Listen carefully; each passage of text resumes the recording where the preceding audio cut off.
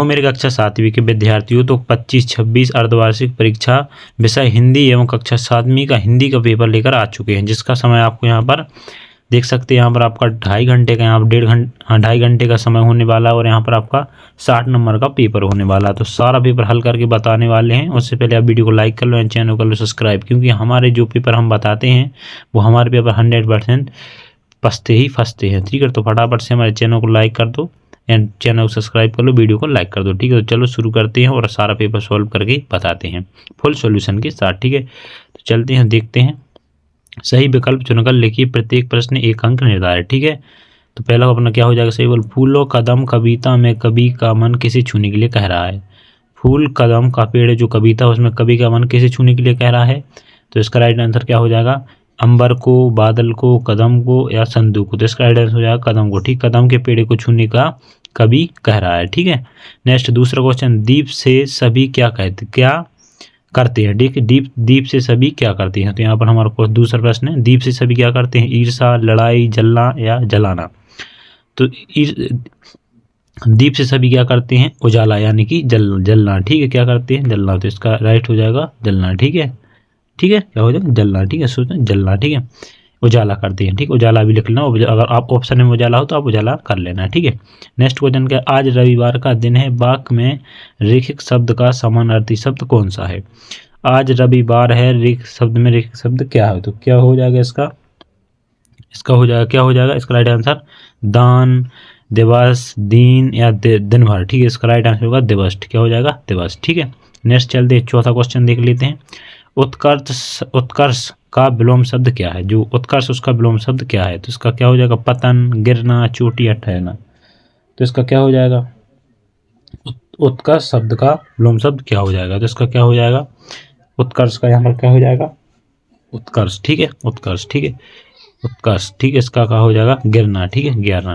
ठीक है, गिरना। ठीक, क्या हो जाएगा, गिरना। ठीक है, नेक्स्ट क्या है, रहे भाव ऐसी मेरी सदा बिहार करूँगा।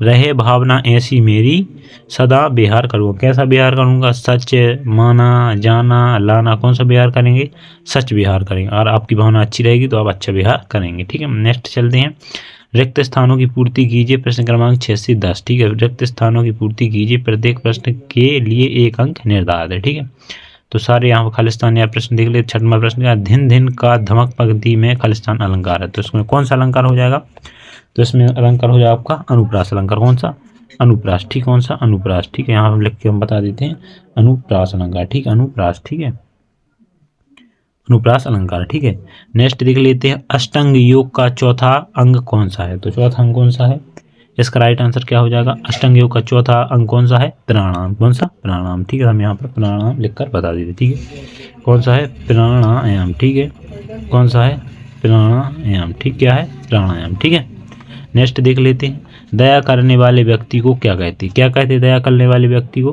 क्या कहते हैं, दयालु। ठीक, क्या कहते हैं, दयालु। ठीक, क्या कहते हैं, दयालु। दयालु कहते हैं। ठीक है, दयालु कहते हैं। ठीक है, नेक्स्ट, पक बना खालिस्तान मेघ भजी। इसका क्या हो जाएगा, पक बन धन धन मेघ भजी। क्या हो जाएगा, धन धमाधम मेघ भजी। इसका खालिस्तान क्या हो जाएगा, धम धमा। ठीक, क्या हो जाएगा, धम धमा मेघ भजी। ठीक है, नेक्स्ट क्या है, भारत एक खोज जवाहरलाल द्वारा लिखी गई। तो भारत एक खोज है जो जवाहरलाल द्वारा लिखी। इसका आइटम क्या हो जाएगा, लाल। ठीक है, लाल द्वारा लिखी गई है। ठीक, किसके द्वारा, लाल द्वारा लिखी गई है, जवाहरलाल द्वारा लिखी गई है। नेक्स्ट यहाँ अति लघु उत्तरीय प्रश्न देख लेते हैं। प्रश्न क्रमांक उत्तर 1 से 2 वाक्यों में लिखिए, प्रत्येक प्रश्न के लिए 2 अंक निर्धारित हैं। तो यहाँ पर हम सभी क्वेश्चन आपको बता देते हैं, यहाँ से 11 से 26 तक, फिर सभी के यहाँ पर आपको आंसर बता देंगे। ठीक है, तो प्रश्न के उत्तर 1 या 2 वाक्यों में लिखिए, प्रत्येक प्रश्न के 2 अंक निर्धारित हैं। क्वेश्चन क्या है, शाम के समय गंगा कैसी दिखाई देती है, दीन दुखी जीवों के प्रति हमारा व्यवहार कैसा होना चाहिए। 13वां क्वेश्चन, दादी की घड़ी कहानी के अनुसार असली अलार्म कहाँ होता है। 14वां क्वेश्चन क्या हो जाएगा यहाँ पर, गढ़गौर मध्य प्रदेश के किस क्षेत्र का लोक नृत्य है। योग के अतीत सूक्ष्म साधन कौन कौन से हैं, योग के अति सूक्ष्म साधन कौन कौन से, व्यायाम के साधन कौन कौन से। ठीक है, निम्नलिखित शब्दों के तत्पुरुष रूप लिखिए। आपके यहाँ तत्पुरुष रूप लिखने हैं, जल पुष्प पर्वत की, ठीक है। नेक्स्ट 17वां क्वेश्चन देख लेते हैं यहाँ पर।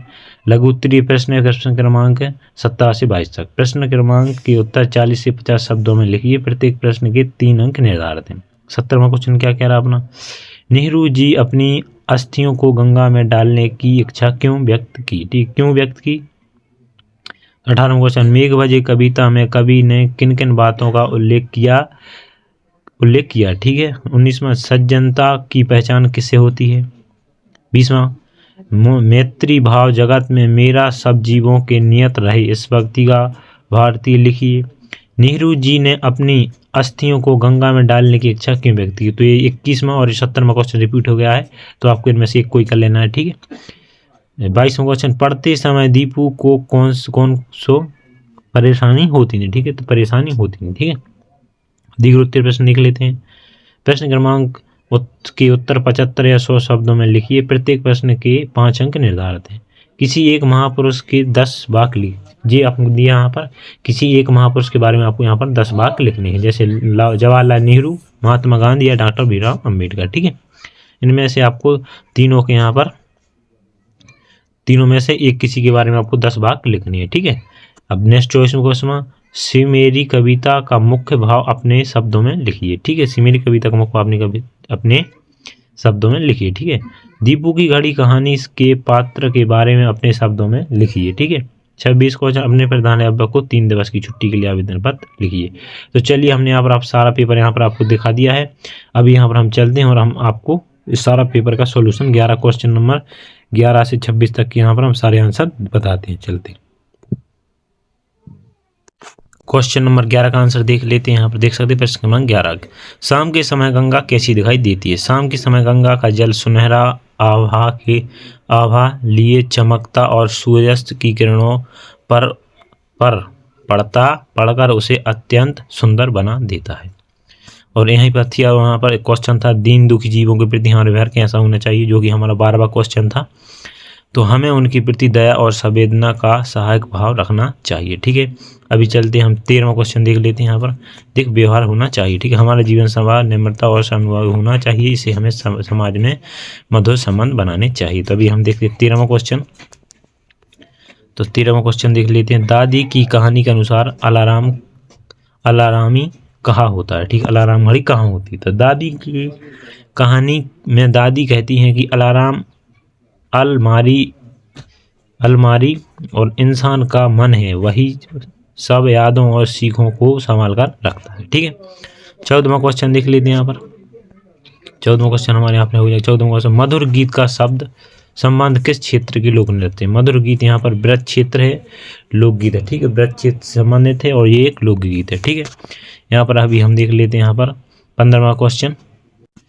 तो हमारा 15वां क्वेश्चन देख लीजिए, योग के अति सूक्ष्म साधन कौन कौन से हैं। तो योग के अति सूक्ष्म साधन प्रत्याहार, धारणा, ध्यान और संबंध, ठीक है, संबंधी, ठीक है। ये साधन मन को, इंद्रियों को हटाकर पूर्ण एकाग्रता और आत्मिक शांति का अवसर तक लेते हैं, ठीक है।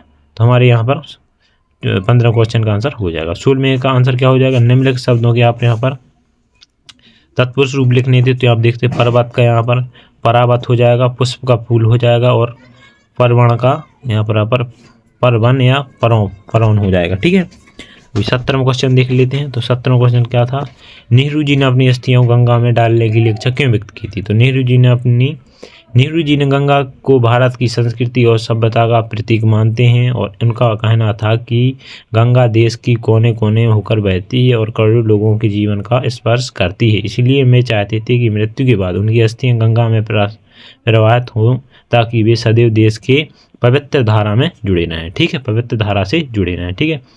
अभी हम देख लेते हैं 18वां क्वेश्चन अपना। 18वां क्वेश्चन आप देख लें, मेघ बजे कविता में कवि ने किन किन बातों का उल्लेख किया है।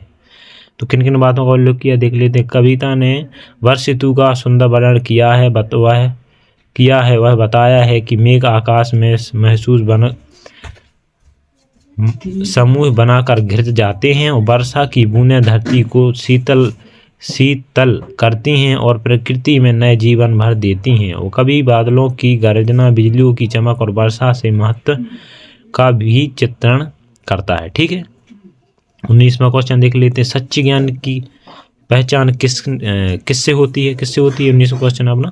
तो सच्चे ज्ञान की पहचान निम्रता, सदाचार और उचित आचरण से होती है। जिस व्यक्ति के व्यवहार और सरलता, सहनशीलता और आत्मविश्वास होता है वही सच्चे ज्ञान वाला मन माना जाता है। उसका ज्ञान समाज के हित में प्रयोग होता है। यहाँ 20वां क्वेश्चन देख लेते हैं। मैत्री भाव जगत में मेरा सब जीवों के नेत्र रहे, इस पंक्ति से का भावार्थ लिखिए। तो इस पंक्ति का भावार्थ है कि मनुष्य को सभी जीवों के प्रति स्नेह और मित्रता का भाव रखना चाहिए। संसार में कोई भी प्राणी हमें पराया नहीं मानना चाहिए। सबके प्रति दया, करुणा और सहयोगी का भाव रखना चाहिए। सच्ची मानवता यही होती है। ठीक है। 22वां क्वेश्चन देख लेते हैं। पढ़ते समय दीपक को कौन कौन सी परेशानी होती थी, तो कौन कौन सी परेशानी होती, 22वां क्वेश्चन है। तो पढ़ते समय दीपक को कम प्रकाश, कमरे में शोर, बैठने में असुविधा और आंखों में थकावट जैसी परेशानियां होती। इन कारणों के से उसका ध्यान पढ़ाई में केंद्रित नहीं हो पाता और उसे कठिनाई महसूस होती थी। ठीक है। 23वां यहाँ पर 21वां क्वेश्चन था अपना। 22वां अपन 21वां क्या, नेहरू जी ने अपनी अस्थिति, ये डबल क्वेश्चन था तो ये अपना हटा देंगे, आपको बता दिया पहले। तो अब 23वां क्वेश्चन का किस एक महत्वपुरुष के बारे में आपको यहाँ पर 10 वाक्य लिखने हैं। तो अब इनमें से किसी एक के बारे में यहाँ पर 10 लाइनें लिख देनी है। ठीक है। नेक्स्ट क्वेश्चन जो कहा सिमेरी कविता का मुख्य आशय क्या है। तो यहाँ प्रश्न क्रमांक 24वां है। तो देख लेते हैं हम सिमेरी कविता का मुख्य आशय। सिमेरी कविता में कवि ने छोटे छोटे जीवों के प्रति दया, संवेदना और करुणा का संदेश दिया है। और सिमरी एक अत्यंत छोटी जीव होता है, हुआ भी अपने घर बिल में जाने के लिए निरंतर प्रयास करता है। कभी उसके इस प्रयास को देखकर कहता है कि हमें सभी जीवों के जीवन समान रखना चाहिए। कविता सिखाती है कि किसी भी प्राणी को उसके छोटे होने का कारण कमतर नहीं समझना चाहिए। हर जीव का जीवन मूल्यवान है और उसकी रक्षा करना हमारा नैतिक कर्तव्य है। यह कविता जीवों के प्रति प्रेम और अहिंसा का संदेश देती है। तो अभी देखते हैं हम यहाँ पर और नेक्स्ट क्वेश्चन 25वां, सीडी की घड़ी या सॉरी दादी की घड़ी कहानी से पात्रों के बारे में अपना क्या है। तो दादी है, यहाँ पर सीडी लिखा है। ठीक है। तो इसका आंसर देख लेते हैं। इस कहानी में कुछ पात्र दादी, सीडी, भानु और माँ है। दादी बेहतर समझदार और सदैवशील है और अनुभवी है, जो कि बच्चों को सरल कहानियों के माध्यम से शिक्षा देती है। भानु जिज्ञासी और सीखने वाले बालक हैं, जो परिवार का ध्यान रखने वाली जिम्मेदारी पात्र हैं। सीडी एक प्राकृतिक पात्र है, जो बच्चों के अनुशासन और सम्मान पालन की भावना विकसित करती है। नेक्स्ट क्वेश्चन देख लेते हैं यहाँ पर हम 26वां क्वेश्चन और आखिरी क्वेश्चन। यहाँ पर अपने प्रधान अध्यापक को 3 दिवस के लिए छुट्टी के लिए आवेदन पत्र लिखिए।